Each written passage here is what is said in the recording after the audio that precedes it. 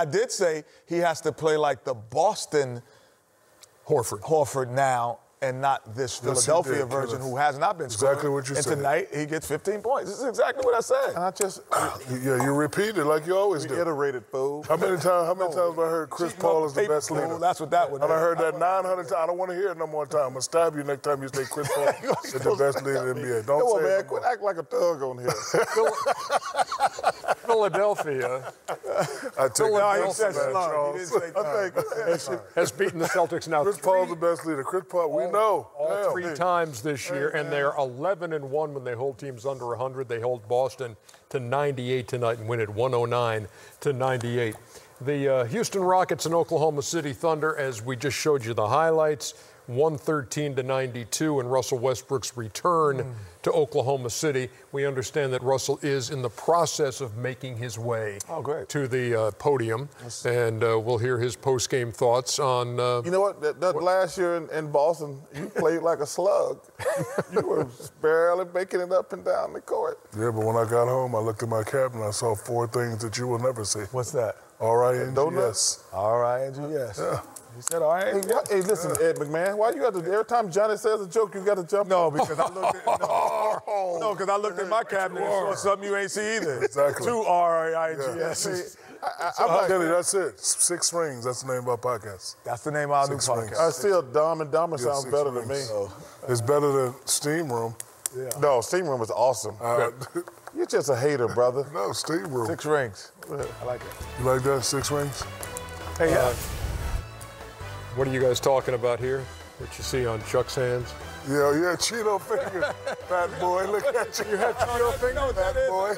That's your, Manny Petty. No, it's Cheeto. What's the stuff you put in? Or was it the Cheeto fingers? Was it the strawberry? No, he was eating. No, Ernie, don't protect. He was back there eating Cheetos. Put in your water. I saw him eating Cheetos. Stop it. It's like 1 calorie. Kenny, he was eating Cheetos. The Mio drink. No, he was eating baked Cheetos, America. I saw you. I promise you'll hear from Russell Westbrook on his return to OKC. I was eating Cheetos. I was Take a break and come back. Hey, Alex, you're such a...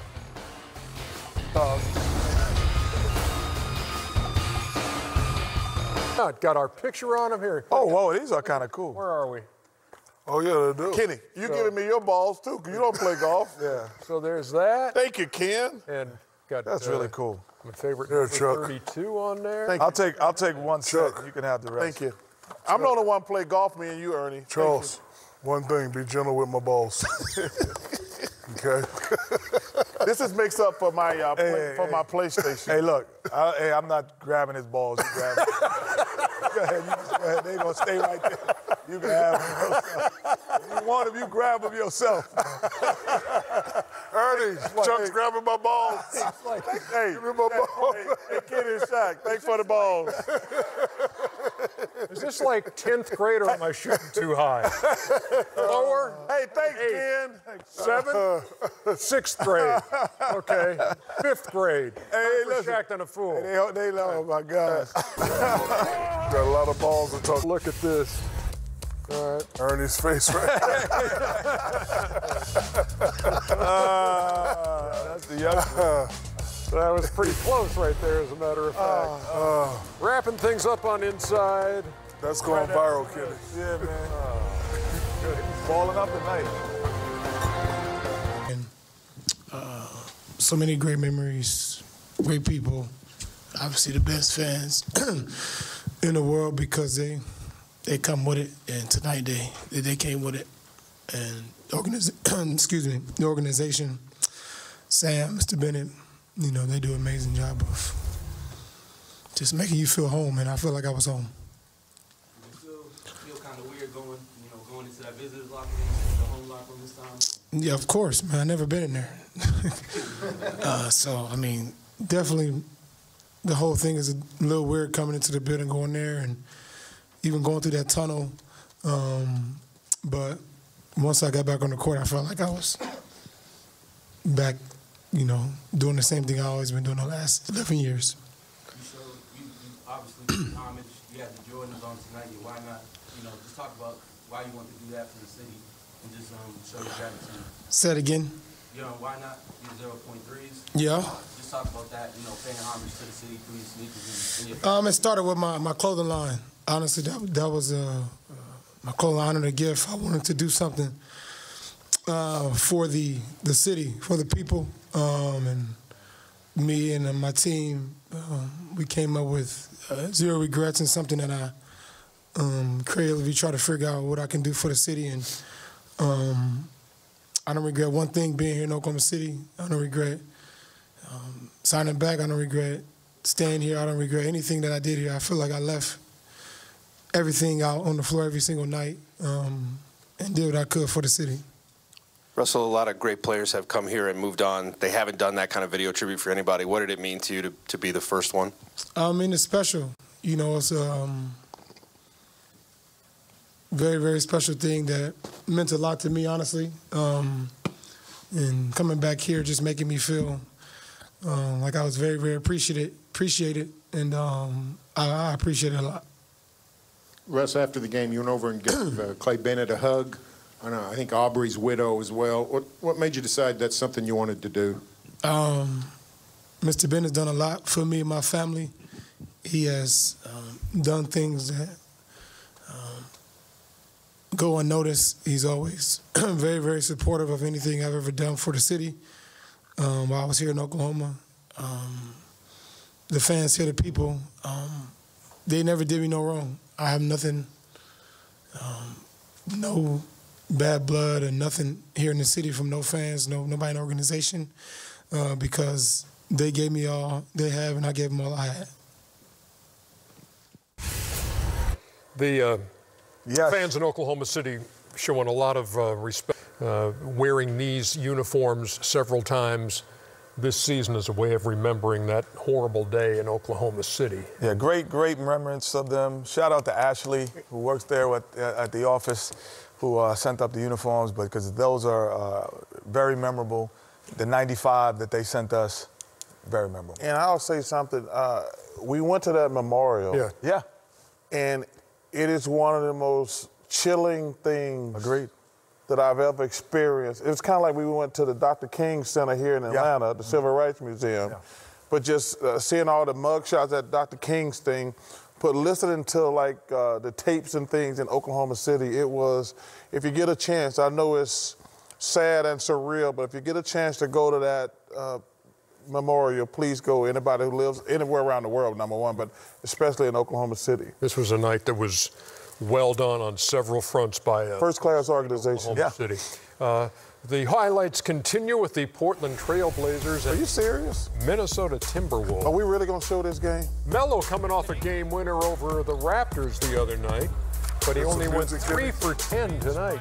Man, 8 points. Let me tell you something. If you went to see this game, you just can't wait till the Vikings play Sunday. Maybe a basketball fan. Come on, dude. Damian Lillard, you want to see Damian This Lillard? is not a good basketball game. This is two teams that stink. The 34-28 was the Portland lead. What do after they do, Chuck? Stink. And then Portland gets outscored 31-13 in the second quarter. You know, I can't believe how bad both of these teams are. I really can't. Where's Cat at? Cat play? Cat's been out for 12 games now with a knee. Wait, they lost by this many without Cat? Come on, Portland. This guy right here, pull-ups. Got him. Bah! Andrew Wiggins, 69-51. Come on, man. You're down 20 without Big Cat. Gorgie Dang action for you. Dang. Dang, I ain't know you shoot like that. Dang, man. And then we'll finish when I'm off watching with this game, I ain't saying dang, I'm saying damn. Noah Vonleh. Noah Vonleh. I was wrong about Noah Vonleh. Sound like an Italian dish, don't it? No. Come on, Portland Trail Blazers.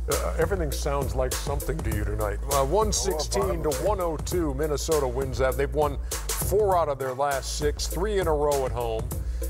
Portland has lost 7 of its last 9, and they are, they're last in assists in the NBA. The Blazers only had 14 assists tonight. Well, you have to pass the ball to get an Lost assist. 116-102. That's ridiculous, Portland. They're 5-7 now without Cat, Minnesota. Here's John Beilein. You may have heard of him. Yeah, first of all, I think people need to get off John Beilein's back, to be honest with you. They had lost 5 in a row coming in. They're in Detroit. Andre Drummond. This is another game we need to wait to come out on DVD. Volleyball, I like that. Andre Drummond, 28 points and 23 rebounds. Okay, Andre. I tell you what, man, I love Drummond. Y'all know that. But, man, this Detroit team, I picked them to be good, and I was 100% wrong. 200. His 10th 20-rebound game of the year. Is that Dellavedova? Yes. Oh, he's still playing. I didn't know he's still playing. Yeah. Thank you for that aside. Matthew Dellavedova. Yeah, Cavs had a 12. Tristan Thompson rolling, didn't he? Hey, Tristan Thompson had 35, a career high. Oh, wow. He never had a 30-point game. Oh, slipped out his hands, D-Rose, on that one. Ball slipped. That was not So you know what we get? Overtime. You get more. Just when you think things couldn't get worse, they go to overtime. Go D-Rose. Rose had 27 on the night. And here comes Darius Garland. And here comes Kevin Love connecting out of the corner. Well, that's a good play. No, it wasn't. Good bad defense, Shaq. All right, Cavs up 3. Uh-oh. Give it up. Hey, how about double overtime? No way. That's cashing. No. No, the Cavs win at 115 to 112 in OT. They've won both of their overtime games this year. The Cavaliers. Maybe they should try to get the overtime. See, their games are too short, man. They need to play 5 extra minutes. Come on, man. So they start a 6-game trip with a 115-112 win, and everybody was excited about that one. Oh, you serious? Yeah. Oh, that's his career high? Yeah, you hear the music in the back? Come on, man. It's the sluggish, rugged bone. Come on, man. Come on, man. It's the thuggish, Are y'all really throwing water on this dude? No, but you hear the music It's in the been a back? rough 24 hours, and so hear the here's music in the back. John Beeline after the game. Come on, man. And I know that these guys, they want to play. We've had really good practices. I think the last month, even though we haven't had the wins that we'd like to have, we've been really playing hard.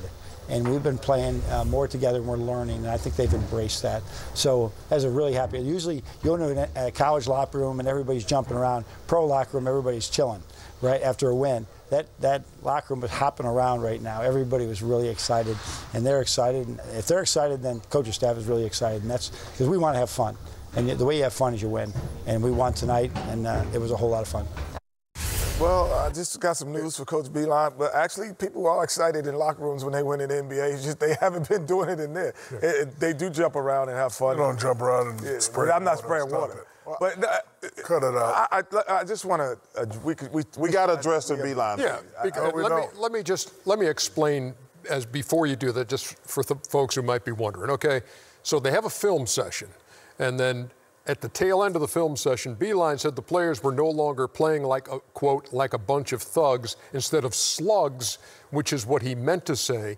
And then he's quoted as saying, I didn't realize that I had said the word thugs, but my staff told me later I did, and so I must have said it. I meant to say slugs as in slow moving. We weren't playing hard before, and now we were playing harder. I meant it as a compliment. So he apologized to all the players on that team for the misunderstanding. And well, let me say this. Let me go first, Joe. Okay, sure. Because I know you're going to be long-winded. If you have to be apologized to for your coach calling you thug, you ain't going to never win. You're soft. Okay? Period. First of all, one, they're not playing like thugs, so I believe him when he said you're playing like slugs. And third of all, stop being so sensitive. I grew up in the 80s. Would you be offended here? Listen, I grew up in the 80s. I got called worse than slug. Trust me. More than thug? Yes, more than, trust me. Yes. Yeah. So it don't. Well, and Chuck, you could bring it on home, but the context of what you're saying obviously makes it. Man up, that's what I'm saying. The part of what people saying it's racial or not is the context of what he was using. In the context of a basketball locker room, when you have Caspi and Kevin Love and you're calling guys thugs, you're not using it in a racial connotation. Well, they can play like thugs too. But playing like thugs would actually be a compliment to a team who's not playing. Who's playing? You would look at it and say they play soft at times. You ever heard of the Bad Boys? Right, right. So you would actually. So we all know that he obviously didn't want to say that. So soft, but America. Apologetic. Sometimes you have to be real. Like sometimes you can keep it right, keep it real, but sometimes you have to keep it right. And keeping it right is like, no, I'm not apologizing because I'm offended the way y'all playing.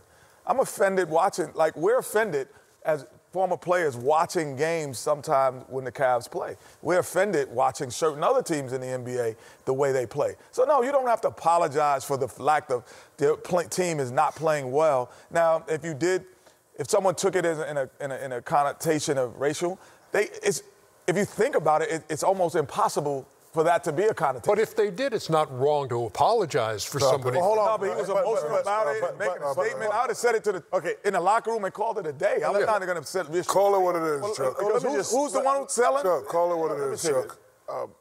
Number one, I've never heard a bad word about Coach Beilein, ever. And you know, one thing about basketball, everybody knows everybody. Everybody knows everybody in basketball. I've never heard a bad word about him. And what makes me mad about this whole conversation, he says in his apology, the coaches told me later that I said thugs instead of slugs. So clearly the players, because if they were offended at the moment, they would have said something, right? Said it right. Somebody's got to. I would have stood up and but they didn't do anything. But see, when they think about it, the players didn't say anything when it exactly happened. He had to come back later and say, I made a mistake. But none of the players said anything about it when it happened. So that tells me he just misspoke. But for the Cleveland Cavaliers players to be bitching about him practicing too long, we're watching too much tape, and we don't like his college style. Yeah, and we're not working on fundamentals. This is a move to You guys have not, with the exception when LeBron James has been in Cleveland, in the last 10 years, you guys haven't won over 20 games. When LeBron James, I saw that stat, I can't forget who I was talking about today. When LeBron James has not been in Cleveland, in the last 10 years, they've never won. I think the magic number was 21.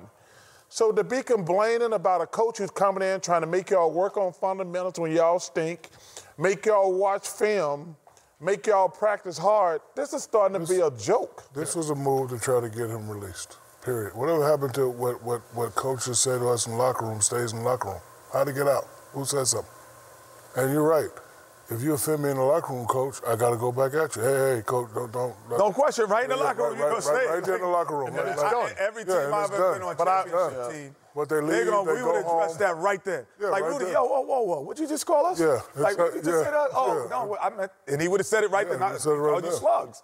Oh, okay, I got you. But I'm just disappointed the Cavaliers players trying to get this man fired because they think they're working too hard and they stink. Plain and simple. Yeah, it's the reason I agree with Chuck. It's too much of a paper trail of other things. We're practicing too hard. Yeah, those things lead up to this. We're watching now, too much film. If this was number one, come on, man. Come on, man. It's too much. We know what you're trying to do there. Yeah. We can't fool. You can fool some of the people. Some of the Let me time. tell you something, Ernie. What? I'm tired of working on this show. We go too late. Oh. Let us off early. We've been in here all damn night. 11th win of the year. Woo! 11. He should get coach of the year.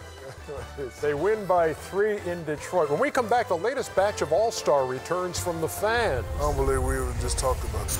You're watching Inside the NBA, brought to you by the Telluride from Kia, official automotive partner of the NBA. Visit kia.com to learn more. That is the catchiest theme music around. Yeah, I like that. I really do. Welcome to the Steam Room, everybody. We've incorporated live guests. Chris Fowler of Big ESPN, name. Jake Tapper of CNN. Yes. Playing with Tiger in his heyday was incredible. For you, but not for him. You were the very first guest picker. You know that, right? I did not know that. You were the first guest picker. Chris Fowler is the first guest on the Steam Room.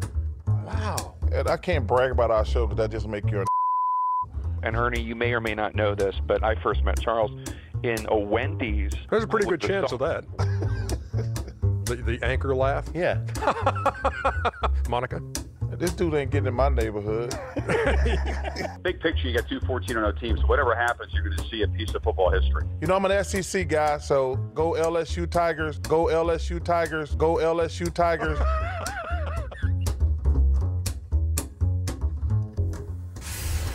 Be the next to download the Steam Room, wherever you download podcasts. Chris Fowler and Jake Tapper today, that was the highlight of our 3-episode podcast so far. Very fun talking to those guys. Yeah, thanks, Chris Fowler. Good luck Monday night. Me and Shaq and I are starting our own podcast, ladies and gentlemen. It's being announced. What's going to be Dumb and Dumber? No, you already took that one. No, it's going to be called Rings. Something you know nothing about. And we only going to interview people who champ. That's right. It's that time. It's time for EJ's We Know Saturday Night. Presented by no one. Come on, Ernie. Unsullied by sponsorship since 1989. Thank you very It's a much, new year, Shaq. though, Ernie. It's a new decade. Come out in style. Unsullied by sponsorship in this decade. That's really That's good. a shame. You got a big game coming up there Monday, champ. We sure do. Yep. How can you call him champ? They ain't played the game yet. No, he's a champ.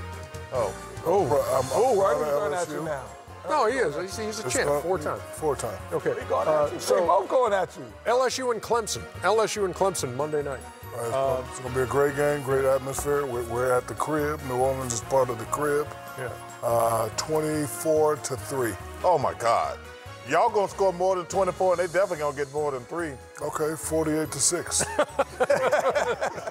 Well, I see what you did there. Yeah. Let's test your knowledge. Hold on, let me make sure I got my stuff. Let's test your knowledge of Clemson and LSU. Well, he probably shouldn't. He should not know. Well, yeah. No, but I don't know. No, but here's Oh, the let's deal. do it. I'm just going to show should know LSU. I'm going to show you guys side by side. Okay, Tell got me it. which team they play for. Hold on. This isn't a fair game because. Joe Burrow and Trevor Lawrence. Which one plays for LSU? Okay, Trevor Lawrence is touchdown Jesus. I know who that is. He plays for Clemson. Joe Burrow is my guy. I just saw him at LSU when I was down there last week. Correct. Very good. Oh, that was pretty good. All right, now. That was too easy. Justin Jefferson and T. Higgins. I'm going to go with Justin Jefferson. He has on the purple sweatshirt.